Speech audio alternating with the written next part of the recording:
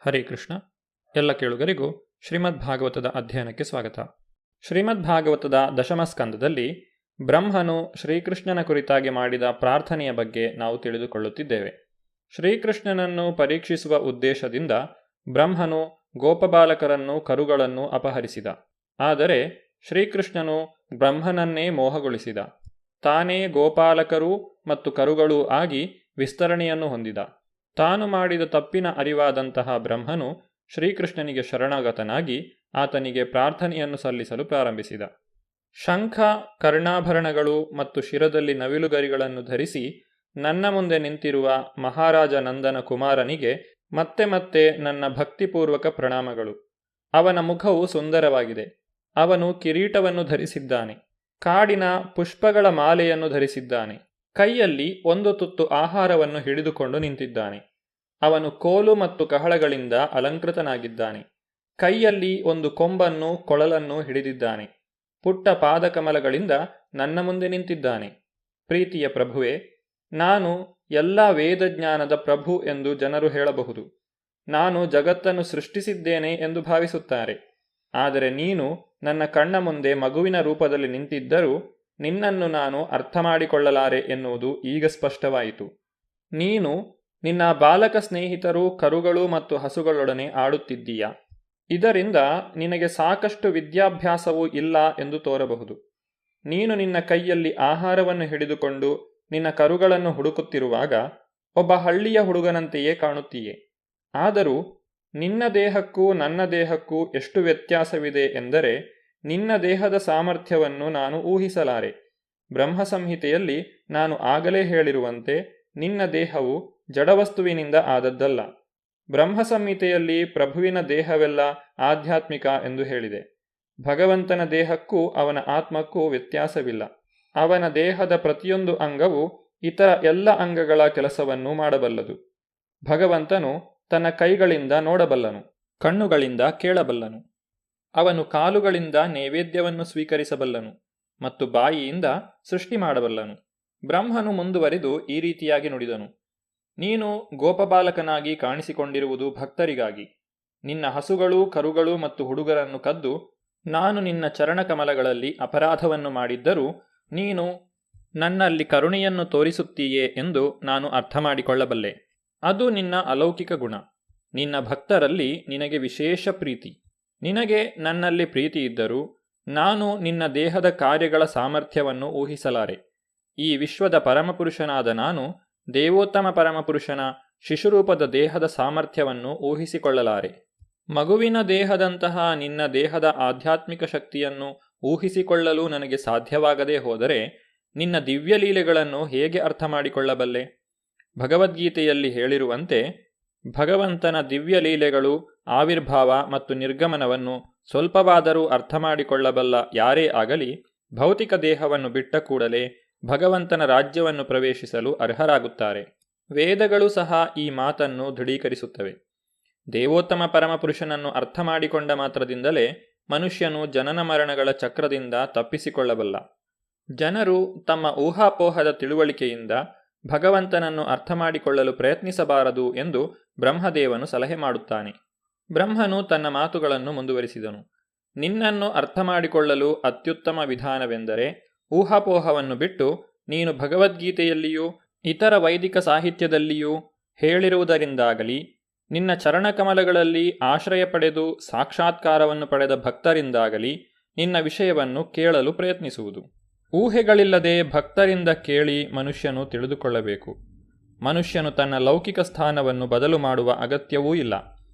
ಅವನು ನಿನ್ನ ಸಂದೇಶವನ್ನು ಕೇಳಿದರೆ ಸಾಕು. ದೈಹಿಕ ಇಂದ್ರಿಯಗಳು ನಿನ್ನನ್ನು ಗ್ರಹಿಸಲಾರವು. ಆದರೂ ನಿನ್ನ ವಿಷಯವನ್ನು ಕೇಳಿದ ಮಾತ್ರದಿಂದಲೇ ಮನುಷ್ಯನು ತಪ್ಪು ತಿಳುವಳಿಕೆಯ ಕತ್ತಲನ್ನು ಗೆಲ್ಲಬಹುದು. ನಿನ್ನ ಕೃಪೆಯಿಂದ ಮಾತ್ರ ನಿನ್ನ ಭಕ್ತರಿಗೆ ಪ್ರತ್ಯಕ್ಷನಾಗುತ್ತೀಯೆ. ಬೇರೆ ಯಾವ ವಿಧಾನದಿಂದಲೂ ನಿನ್ನನ್ನು ಗೆಲ್ಲುವುದು ಸಾಧ್ಯವಿಲ್ಲ. ಭಕ್ತಿಪೂರ್ವಕ ಸೇವೆಯ ಸ್ಪರ್ಶವಿಲ್ಲದೆ ನಿನ್ನನ್ನು ಹುಡುಕಲು ಊಹಾಪೋಹದಿಂದ ಜ್ಞಾನವನ್ನು ಪಡೆಯುವುದು ವ್ಯರ್ಥ ಕಾಲಕ್ಷೇಪ. ಭಕ್ತಿಪೂರ್ವಕ ಸೇವೆಯು ಎಷ್ಟು ಮುಖ್ಯ ಎಂದರೆ ಸ್ವಲ್ಪ ಪ್ರಯತ್ನವೂ ಮನುಷ್ಯನನ್ನು ಅತ್ಯುನ್ನತ ಪರಿಪೂರ್ಣತೆಯ ವೇದಿಕೆಗೆ ಏರಿಸಬಲ್ಲದು. ಆದ್ದರಿಂದ ಯಾರೂ ಈ ಭಕ್ತಿಪೂರ್ವಕ ಸೇವೆಯ ಶುಭಕರ ವಿಧಾನವನ್ನು ಬಿಟ್ಟು ಊಹೆಯ ಮಾರ್ಗವನ್ನು ಹಿಡಿಯಬಾರದು. ಊಹೆಯ ವಿಧಾನದಿಂದ ಮನುಷ್ಯನಿಗೆ ನಿನ್ನ ಬ್ರಹ್ಮಾಂಡದ ಭಾಗಶಃ ತಿಳುವಳಿಕೆಯು ಲಭ್ಯವಾಗಬಹುದು. ಆದರೆ ಎಲ್ಲ ವಸ್ತುಗಳ ಮೂಲವಾದ ನಿನ್ನನ್ನು ಅರ್ಥ ಮಾಡಿಕೊಳ್ಳಲು ಸಾಧ್ಯವಾಗುವುದಿಲ್ಲ. ಊಹೆಯ ಜ್ಞಾನದಲ್ಲಿ ಮಾತ್ರವೇ ಆಸಕ್ತಿ ಇರುವವರ ಪ್ರಯತ್ನವು ವ್ಯರ್ಥ ಪ್ರಯತ್ನ. ಅದು ಭತ್ತದ ಹೊಟ್ಟನ್ನು ಕುಟ್ಟಿ ಏನನ್ನಾದರೂ ಪಡೆಯಲು ಪ್ರಯತ್ನಿಸುವಂತೆ. ಬೀಸುವ ಕಲ್ಲಿನಲ್ಲಿ ಸ್ವಲ್ಪ ಭತ್ತವನ್ನು ಹಾಕಿ ಬೀಸಿದರೆ ಅಕ್ಕಿಯ ಕೆಲವು ಕಾಳುಗಳು ದೊರೆಯಬಹುದು. ಆದರೆ ಆಗಲೇ ಬೀಸಿದ ಭತ್ತದ ಹೊಟ್ಟನ್ನು ಕುಟ್ಟಿದರೆ ಏನೂ ಫಲವಿಲ್ಲ. ಅದು ವ್ಯರ್ಥ ಶ್ರಮ. ಪ್ರೀತಿಯ ಪ್ರಭುವೇ, ದಿವ್ಯ ವೇದಿಕೆಯನ್ನು ಸೇರುವ ಪ್ರಯತ್ನದಲ್ಲಿ ಸೋತವನು ತನ್ನ ಮನೋವಾಕ್ಕಾಯಗಳಿಂದ ನಿನ್ನ ಸೇವೆಯಲ್ಲಿ ನಿರತನಾಗಿ ನಿನ್ನ ನಿವಾಸವನ್ನು ಪ್ರವೇಶಿಸುವ ಅತ್ಯುನ್ನತ ಪರಿಪೂರ್ಣ ಸ್ಥಿತಿಯನ್ನು ಸಾಧಿಸಿದ ನಿದರ್ಶನಗಳು ಮನುಷ್ಯನ ಚರಿತ್ರೆಯಲ್ಲಿ ಹಲವಿವೆ. ಭಕ್ತಿಪೂರ್ವಕ ಸೇವೆ ಇಲ್ಲದೆ ಬರಿಯ ಊಹೆಯಿಂದ ಅಥವಾ ಯೋಗಾಭ್ಯಾಸದಿಂದ ನಿನ್ನನ್ನು ಅರ್ಥ ಮಾಡಿಕೊಳ್ಳುವ ಪ್ರಯತ್ನವೆಲ್ಲ ವ್ಯರ್ಥ. ಆದ್ದರಿಂದ ಮನುಷ್ಯನು ತನ್ನ ಪ್ರಾಪಂಚಿಕ ಚಟುವಟಿಕೆಗಳಲ್ಲಿ ಸಹ ನಿನ್ನ ಭಕ್ತಿಪೂರ್ವಕ ಸೇವೆಯಲ್ಲಿ ತೊಡಗಬೇಕು. ನಿನ್ನ ಅಲೌಕಿಕ ಮಹಿಮೆಗಳನ್ನು ಕುರಿತು ಕೇಳುತ್ತಾ ಸಂಕೀರ್ತನೆ ಮಾಡುತ್ತಾ ಮನುಷ್ಯನು ಸದಾ ನಿನ್ನ ಬಳಿಯೇ ಇರಬೇಕು. ನಿನ್ನ ಮಹಿಮೆಗಳನ್ನು ಕೇಳಲು ಸಂತೋಷ ಪಡುವುದರಿಷ್ಟರಿಂದಲೇ ಮನುಷ್ಯನು ಅತ್ಯುನ್ನತ ಪರಿಪೂರ್ಣ ಹಂತವನ್ನು ಮುಟ್ಟಬಹುದು, ನಿನ್ನ ರಾಜ್ಯವನ್ನು ಪ್ರವೇಶಿಸಬಹುದು.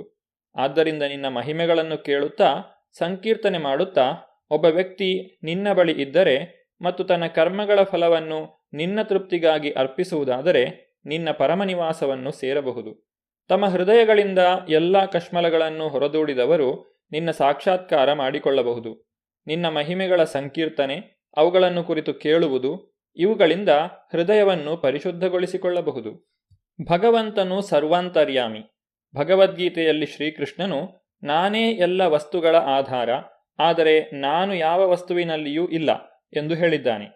ದೇವೋತ್ತಮ ಪರಮಪುರುಷನ ಸರ್ವಾಂತರ್ಯಾಮಿ ಸ್ವಭಾವವನ್ನು ಯಾವುದೇ ಜೀವಿಯ ಮಿತವಾದ ಜ್ಞಾನವು ಅರಿಯುವುದು ಸಾಧ್ಯವಿಲ್ಲ. ಆದ್ದರಿಂದ ತನ್ನ ಮನಸ್ಸನ್ನು ಭಗವಂತನ ಚರಣಕಮಲಗಳಲ್ಲಿ ನಿಲ್ಲಿಸಿ ಸ್ಥಿರ ಮನಸ್ಸನ್ನು ಸಾಧಿಸಿದವನು ಪರಮಪ್ರಭುವನ್ನು ಸ್ವಲ್ಪ ಮಟ್ಟಿಗೆ ಅರಿಯಬಲ್ಲ. ಇಂದ್ರಿಯ ತೃಪ್ತಿಗಾಗಿ ವಿವಿಧ ವಿಷಯಗಳತ್ತ ಹರಿಯುವುದು ಮನಸ್ಸಿನ ಕೆಲಸ.